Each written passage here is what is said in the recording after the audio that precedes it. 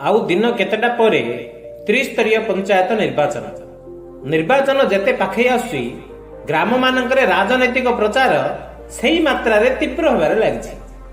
एही परिप्रेक्षी रे आज करापल्ली पंचायत रे सरपंच भावे प्रतिद्वंदिता करुथिबा श्रीमती ममता चौधरी प्रचार आज अति सुंदर भावे होइतिला।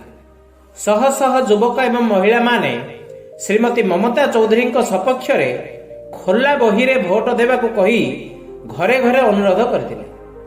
समस्ते हाथ में श्रीमद भगवत गीता बही धरी निर्वाचन प्रचार करथिले, जहाँकि पंचायतवासी को बेस आकर्षण करथिला। करापल्ली पंचायत 5 गोटी ग्राम को नहीं गठित।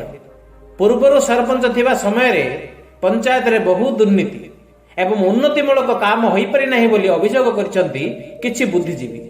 मात्र ममता चौधरी हेले निश्चित भावे पंचायतर विकास होई पारिबो बोली पंचायतर किछि वरिष्ठ नागरिक एवं बुद्धिजीवी कहिसंती।